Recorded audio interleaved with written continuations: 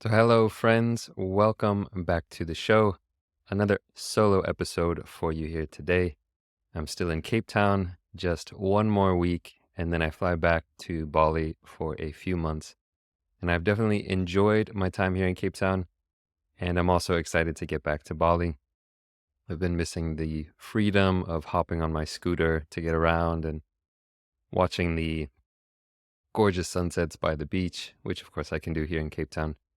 But I think what I miss most is my friends and the people and the community from Bali. So that's just a little life update for you on the show today, talking about 3 easy, simple, and universal steps to living a more spiritual life. Often behind the yearning to break free from porn addiction is the desire that I would argue all of us have to live a deeper life, a more spiritual life, whatever that means for you.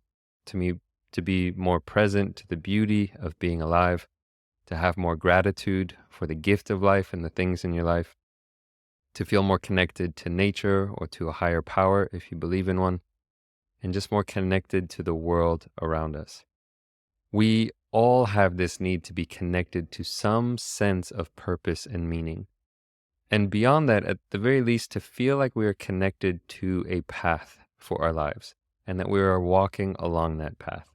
Viktor Frankl, one of my favorite philosophers and psychologists, who wrote The Man's Search for Meaning, once said, "When a man can't find a deep sense of meaning, they distract themselves with pleasure."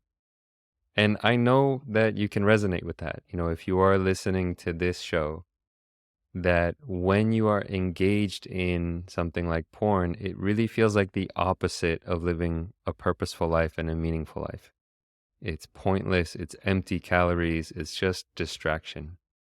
And so part of the recovery process must involve connecting with some guiding purpose in your life, some sense of meaning or reason for living, rather than living your whole life just searching for distraction after distraction or pleasure after pleasure with no point to it. In 12 steps, they call this the higher power. I don't care what you call it.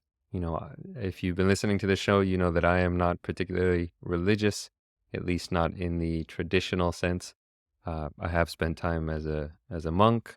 I consider myself spiritual and potentially even religious, but I don't care what you call this, is some sense of finding your meaning in life, some guiding light. And this can be a big stumbling block for many of you, particularly if you aren't aligned with any particular religious tradition. But even if you are, it can still be challenging to know how to implement, how to actually embody a more spiritual life, how to practice it or cultivate it. So what I'm going to offer today is a simple, universal approach to living a more spiritual life. And when I say universal, I really mean that. This is not just for Buddhists or atheists or Christians or Muslims or Hindus or whatever. If you follow a particular religion, good. These steps will be in accordance with that religion. I guarantee it. If you don't follow any religion, also good. These steps today will be in accordance with what you know to be true in your heart. Either way, it will give you a simple framework to start living a more spiritual life. And not just to start, this is essentially the foundation, the pillars of any spiritual practice. It can take you all the way. So what are these 3 simple steps, the 3 pillars of a spiritual life? For context, this framework that I'm about to explore comes from the teachings of the Buddha. But again, don't worry. As you will see, this is universal. It's secular. This is available to anyone. And in fact, this is one of the reasons I particularly enjoy Buddhist philosophy, is that it is not very religious. In some ways, not religious at all. It is a secular approach to living a life of wisdom, a life of meaning, and a happier, fulfilling life. So with that being said, this particular framework or this kind of analogy, the story, these 3 steps do come from the teachings of the Buddha, but as you will see, it is applicable to you. So in the Dhammapada, which is a famous collection of teachings of the Buddha, one of the most famous collections, someone had asked the Buddha, what is the essence of the teachings. He basically went up to the Buddha and said, "Hey, bro, you've got a lot of teachings here. I'm busy and I can't really understand it. Can you just give me the TLDR? Can you give me the dumbed down version of what is the essence of all these teachings?" And in response, the Buddha said this: to avoid all evil, to cultivate the good, and to purify one's mind. This is the teaching of the enlightened ones. And when he said the teaching of the enlightened ones, what he meant is that this is the essence at the core of all enlightened traditions. If you are a saint or a saintly teacher, or if your religious tradition has a prophet or someone, this will be at the core of what they are teaching. Because, of course, how could it be otherwise? Stop doing harmful things, do more good, and purify your heart and mind. Is there anyone who could argue against those things? Of course not. So this really is the essence of a spiritual life. So let's break these 3 steps down so you can actually see a little bit more closely what these 3 mean and how to actually approach it in a practical way. How can you actually implement this? So the first one is to avoid all evil. And there are many translations of this. A better translation might be something along the lines of avoid all unwholesome actions or unskillful actions, or avoid causing harm. So one helpful way to explore this in a practical way is to look at the 5 ethical training precepts from Buddhism. So these are kind of the monastic code. This is the basic. The monastics actually take on something like 223 precepts, but the basic for everyone is these 5. And what they are to abstain from destroying life or causing harm, to abstain from stealing or taking what is not freely offered, to abstain from sexual misconduct or causing harm with your sexuality, to abstain from lying or divisive speech, and to abstain from intoxicants that lead to heedlessness. So it's really about looking at the ways that your actions of body and speech are causing harm and to stop doing those things. This is what is meant by that first step, to avoid all evil, to avoid unwholesome actions. And again, if you're, wondering, okay, what qualifies as an unwholesome action? Is it causing harm to yourself or to others in some way? And again, these 5 precepts give us a nice framework. Are you killing?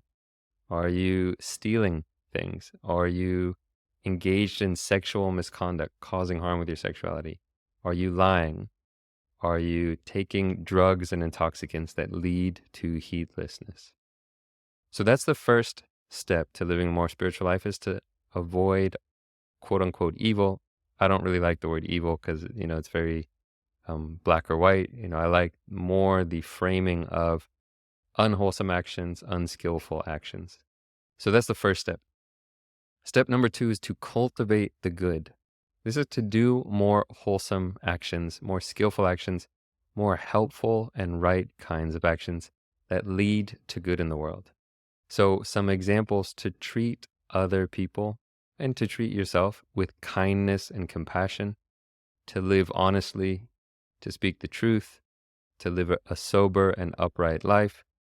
You can essentially take the opposite of these moral precepts. So protecting others, respecting the property of others, partaking in healthy, uplifting sexuality, speaking words of kindness and honesty, and eating healthy and nutritious foods. All these different things can be ways to practice the good, practicing generosity, compassion, helping. So many ways to do good things with your life. The third step, purify the mind. This final step is so important, and it's often what gets missed by many traditions. There are many traditions that understand and preach about the importance of the first 2, to avoid evil and do more good. But one of the things that Buddhism really nailed was this understanding that you can't just focus on those first 2. You have to also simultaneously purify the mind. Because the mind is where all of these actions stem from. You can understand, yes, I'm supposed to practice compassion, but if you haven't uprooted the force of greed in the mind, if you haven't uprooted the force of judgment, you know, it's going to be very hard to practice those first two. So you have to cultivate the mind just as a gardener does. There's another famous quote from the Dhammapada, which I like. Verse 33, it says, mind agitated, wavering, hard to guard and hard to check. One of wisdom renders straight, as an arrow maker a shaft. So essentially, the same way that back in ancient times, someone who was making arrows would make the shaft of the arrow straight and focus on making it straight. In the same way, we have to cultivate and train the mind and make the mind straight. So what are the ways that we cultivate the mind? There's basically two things. One is uprooting mental toxins, and the other is to cultivate and plant wholesome mental qualities. So uprooting mental toxins, greed, hatred, ill will, jealousy, arrogance, ignorance, all of these things, again, that lead to suffering, lead to harm for ourselves and others. And then to plant seeds, to cultivate these qualities that lead to happiness. Love, compassion, patience, equanimity, resilience, joy, mindfulness. We actually have to spend time strengthening those qualities. And of course we know that now through neuroplasticity. This is how we can train the mind, is through repetition, through strengthening these neural pathways. And how do we do this? Again, the obvious answer is meditation. This is what meditation is, training the mind. Meditation is not some fluffy, mystical, magical thing, astral projection where you're, flying off into space. It is literally strengthening the neural pathways that you want to strengthen. And it is intentionally de-strengthening the neural pathways that you don't want to strengthen. So when greed pops up, you're aware of that and you say, oh, I don't want to feed this neural pathway. And when just the little ember of compassion arises, you say, oh, this is a good mental quality. Let me cultivate this quality. Let me blow on the fire and let that grow stronger. So those are the 3 steps to living a more spiritual life. This is really the essence of all the enlightened teachers and all the enlightened teachings. No matter what religion, you're part of or philosophy, to live a spiritual life means to do less evil, to do more good, and to purify your heart and mind. So just remember, if you're feeling lost, these 3 steps can be a great entryway to get you started. And for your recovery from porn and addiction, this last one of training the mind cannot be overlooked. It cannot be over exaggerated. This is so important, to rewire the mind, to train the mind, to uproot the mental toxins of craving, aversion, and delusion. So that is it for today, folks. I hope you've enjoyed this episode. As always, if you want to support the show, best way to do that is to leave us a review or share it with a friend. That really does help the podcast grow. So that's it for today. Signing off from beautiful Cape Town. We'll catch you on the next episode.